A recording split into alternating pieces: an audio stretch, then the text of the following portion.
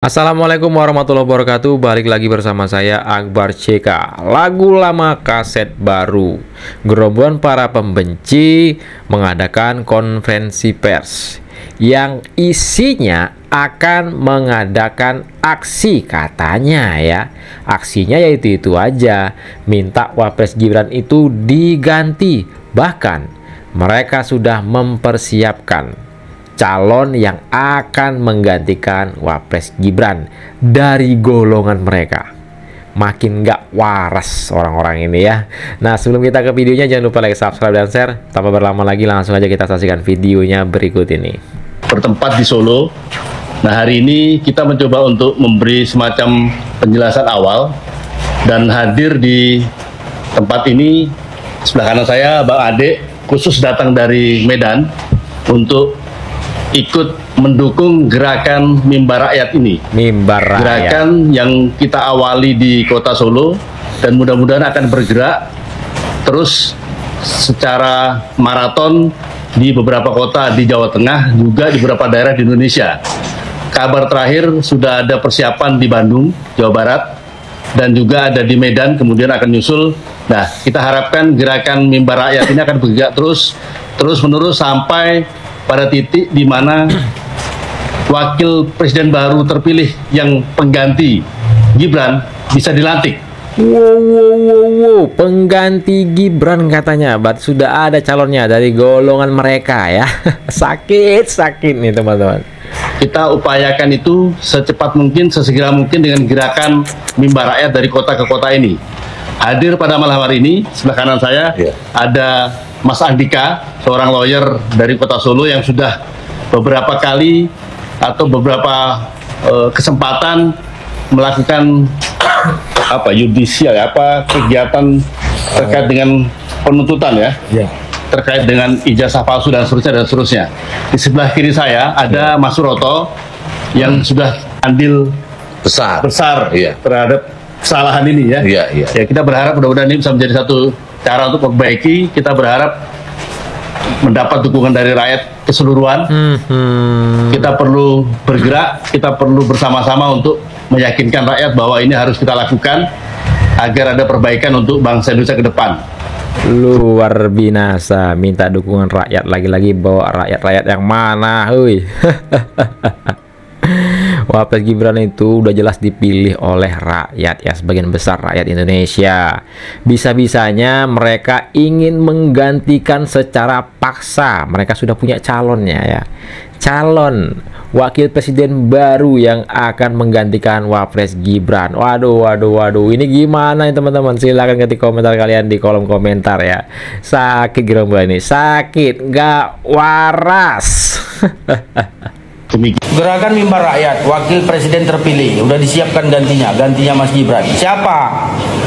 Siapa yang pilih? Mau sesuka hati kalian aja, gonta-ganti, nggak cocok ganti gitu. Kalian pikir negara ini punya nenek moyang kalian ya? Hei, Mas Gibran tuh yang pilih rakyat Indonesia dari Sabang sampai Merauke. Kalian ini cocoknya ya, orang-orang macam kalian nih, kelompok orang stres ini, cocoknya di masa kalian. Iya, biar nggak buat gaduh aja di NKRI. Kepala bapak kok yang diganti sana sama kepala kecot. Iya, kalau nggak sama kepala kadal. Ini kelompok-kelompok anak Jangenam ini. Jangenam. Tahu kan? Iya. Udahlah. Itu macam mobil truk, gigi itu gosok. Sama kepala. Yang salah dengan keluarga Pak Joko Widodo ini kok suka lompat-lompat banget. Ini gitu lagi nih. Luar biasa lompat-lompatnya. Standar moralnya sudah hilang gitu. Iya, jadi bapaknya suka lompat-lompat gitu. Anak pertamanya Mas Gibran juga iya. Kaisangnya juga seperti itu.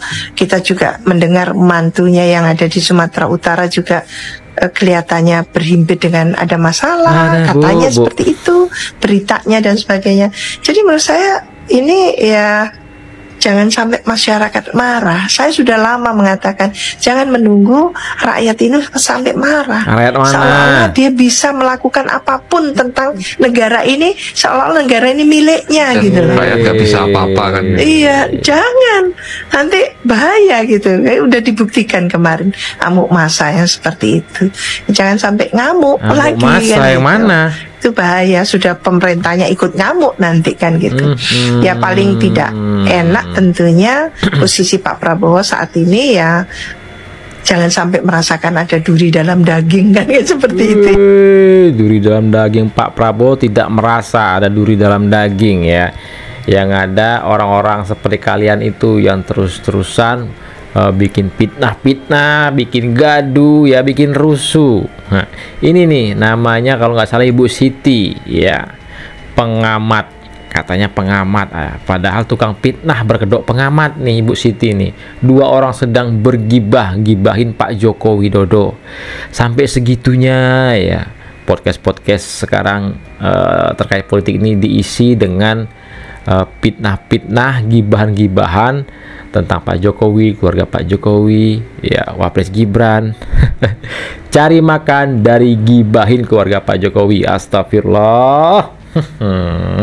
Iya. Hatersnya Pak Jokowi ini banyak nih.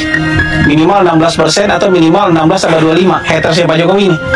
Kan bisa kita jahit nih kebencian ini dengan tuduhan-tuduhan tidak mengenakan terhadap Pak Jokowi. Tapi sebaiknya diteliti sih. Ini apakah ada gangguan kejiwaan atau memang ada yang orkestrasi gitu. Mengapa kebencian kepada Jokowi begitu dalam? Bukan semata-mata karena perbedaan pandangan politik. Kebencian itu lahir dari rasa kehilangan kekuasaan, kehilangan kenyamanan, kehilangan kendali, bahkan kehilangan kontrol. Jokowi tidak lahir dari istana, juga bukan darah biru politik. Ia bukan lahir dari keluarga elit politik. Jokowi datang sebagai rakyat biasa. Saya tidak membayangkan jadi presiden Indonesia, enggak.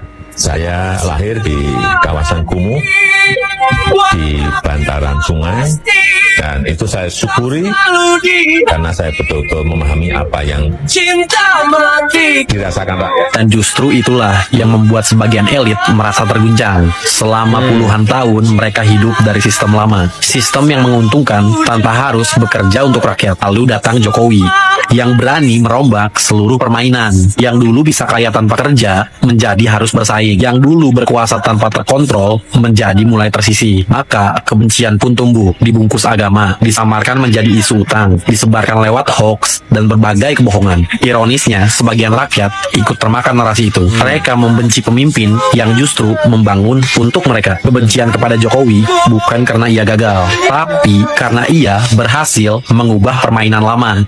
Asal untuk rakyat, asal untuk negara. Saya pertaruhkan reputasi politik saya. Dan bagi mereka yang kehilangan kendali, keberhasilan orang lain menjadi sebuah ancaman. Hanya ada di Indonesia orang yang hari-harinya kesibukannya hanya untuk merendahkan seorang wakil presiden, memframing informasi, tujuannya untuk memprovokasi, mengajak orang lain untuk membenci apa yang dia benci. Perkara ijazah mulai sirna, dilanjutkan lagi dengan memframing masalah tanda tangan seorang wakil presiden Gibran. Terlalu memaksakan. Kerusakan otakmu mulai tidak beraturan. Kalau mengkritik kinerja tidak masalah, mengkritik kebijakannya silakan saja. Tapi ini tanda tangan, memalukan. Katanya beragama dan bertuhan, tapi gak pernah bersyukur atas ketetapan Tuhan yang telah menentukan Gibran untuk menjadi wakil pemimpin di bangsa ini. Tampang agamis tapi bau amis. Yang kau sembah Tuhan atau setan? Salam. Tampang agamis tapi bau amis. Yang kau sembah setan bukan Tuhan. Astagfirullah. Nah, inilah video kita kali ini. Silahkan ketik komentar kalian di kolom komentar ya. Luar biasa, Pak Jokowi selalu digibahin teman-teman. Nggak apa-apa, semakin banyak yang gibahin Pak Jokowi ya, semakin besar pula lah pahala yang didapatkan oleh Pak Joko Widodo. Nah, inilah video kita kali ini. Silahkan ketik komentar kalian di kolom komentar. Sedikit informasi yang bisa saya sampaikan di video kali ini. Saya Akbar CK mohon undur diri. Assalamualaikum warahmatullahi wabarakatuh. Salam sehat selalu, bye bye.